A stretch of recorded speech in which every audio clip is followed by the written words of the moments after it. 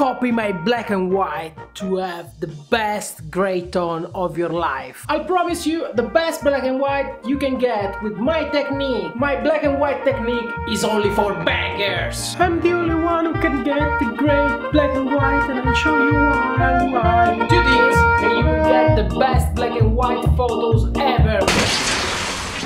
Hi YouTube, what's up? It's Frank Schauter here. Today I'm going to speak about black and white. How many of you have seen tons and tons of video of people promising you the best black and white ever, like their own black and white? I've been struggling behind black and white on digital photography for a long time, long time, because coming from the darkroom, I had my ideas, my perception of black and white. So I like to find a technique to have the total control on the gray tones, on the dark, on the blacks, on the light tones and on the whites. But how to do that? Following tons of tutorial, downloading preset or plugins or whatever, I never had the possibility to reach the kind of black and white, the grayscale that I had on my mind. But at the end, after years and years of research, I found a way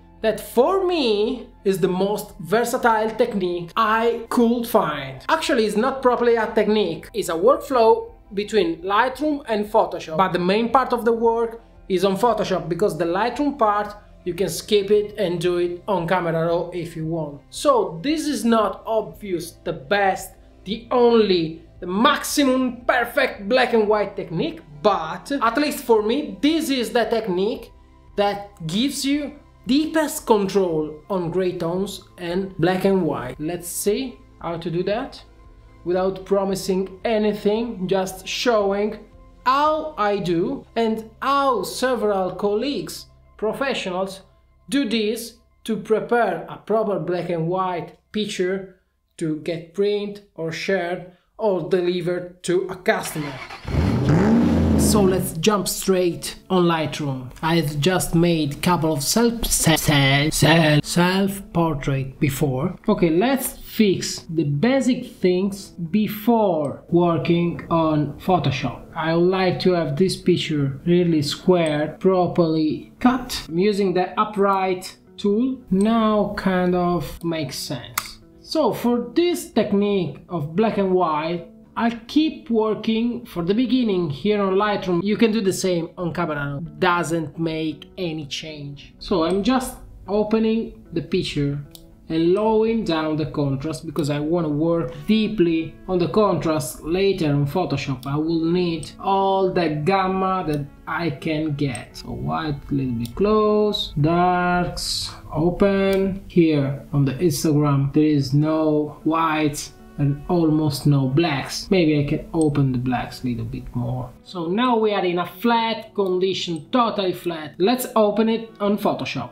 Edit, Photoshop 2024. Okay, now we have this. You know, as always, every time you get in Photoshop, just make a copy just in case and work on the copy on the background layer. Yeah, my Photoshop is in Italian because I couldn't change the settings. I don't know why, but doesn't matter. First step, channels, keep the red channel. Selection, select all, Command A, modify, copy. Okay, let's go back on the levels, new layer, modify, paste, is incolla in Italian. So we have this gray image. Now we change the blending mode in soft light. So now we have our contrast level. Mind that we can duplicate the level and increase the contrast, or use this one to blend the opacity. Mind that with the pins you can choose the areas where you want more contrast, like more in the lights, more in the mid-tones, or more in the highlights. But remember always to open the pins, just to don't give that heavy cut. Okay, now we have opacity of this second layer at 40%, it's okay, 35%, 36%, it's okay. Now we have to jump to the real black and white. That actually is not only the black and white command. This is the first, but what I kindly recommend, the really game changer for my black and white and for my black and white control was another layer of gradient map. Opposite, okay. Now I have another level of deep, heavy black and white control, and we are already in a condition of nice crunchy black and white without lose all our blacks and with a nice texture of the skin. Okay, but it's not enough. Now that we have all this set of layers, we can work here on the control of the colors. For example, to make some more contrast on the skin tones are mainly under red and yellow, okay? So I can move them in the opposite way and give more micro contrast. Mind also that we are moving other stuff like, you know, my trousers. Now the background is quite flat, but is metal, so could react to blue. Yes, see?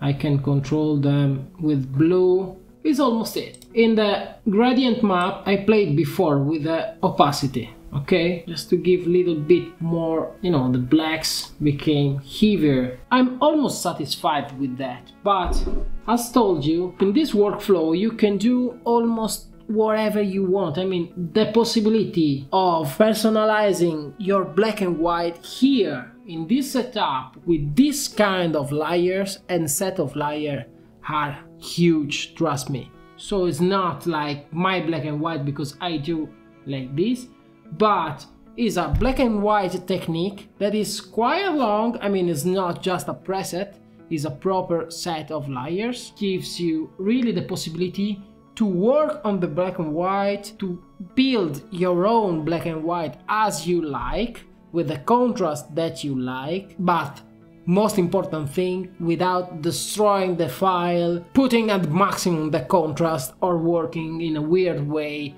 on highlights and shadows, treating the file in the best way possible. Now, for example, we can save and go back to Lightroom. Still saving. Okay, here we go. We have our picture on Lightroom. See, I didn't work properly and there is some black that is burned too much, but doesn't matter for me at the moment, at least in this case. But let's try a quick version on this image. Okay, it's not a portrait, there are no skins or other stuff. Let's do the same, like making the file as flat as we can. Mind to make it more flat. Now maybe it's too flat. I guess this area will make us some trouble. Let's open on Photoshop. Editing. Not Photoshop. So mind that I'm using the profile of the picture, not the working space. Okay, so the same of before, double the layer. Shortcut for just to have quickly the red layer on the memory, Command 3, Command A, Command C, new layer, Command V. Okay, so soft light, maybe it's too much. Now black and white level, and now gradient map and invert. Okay, now it's super contrast. Reach this kind of deep contrast like on Lightroom or with other workflows or techniques or presets. The problem is that the file gets destroyed. In this case, we are not properly working on the files, but we are working on the amount of blacks and white in each color, in every color. So it's easier to keep our file safe and not totally wasted from the random control that we have like on Lightroom. Now we have all our layers. So let's say I wanna have a little bit less contrast here and a little bit less opacity on the gradient. Let's say 50 and 50. Okay, now we can work on the colors and the reaction at the black and white of the colors. There is a red car that I like that stay dark. Okay, there are a lot of yellows because there are green, and a lot of green because there is the grass. So now I want to have like a balanced, not too contrast file in this case. Now for example the blue can go down a little bit. I mean this picture is not nice at all, it's just something that I did. Ooh, put down the magenta. So I guess with the control of the color we are okay, but it's still too flat. Okay, but what if I want to keep the background with the low contrast and the foreground with more contrast. I can do this. I can do a second layer. I can keep the opacity up, but I want to work only on the foreground. Just add a mask and just delete with my brush what I don't want to see. Yes, of course, X, just to give the black. It's like Dodge and Burn, of course, really close to Dodge and Burn, but it's softer and gives you the possibility to don't destroy the file, you know, and just keeping the file the same as we started. Now I'm pulling down the opacity of the brush, just removing a little bit of contrast here because it's too much, and I see the card now is really popping up from the picture. This is it. I mean, this is a bad picture, but I really control all the aspect of the black and white without destroying the file. If you go for printing with this file, you're okay.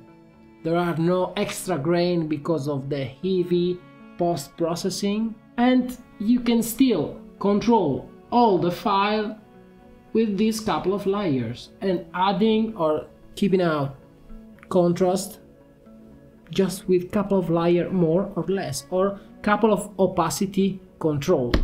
So that's it. This is my most versatile technique, and let me know what you think about in the comments down below. Remember that comment, leaving a like, even subscribing is for free, so if you want to support my work here and trying to build up a community here on YouTube, you will be super helpful just leaving a like, commenting and subscribing.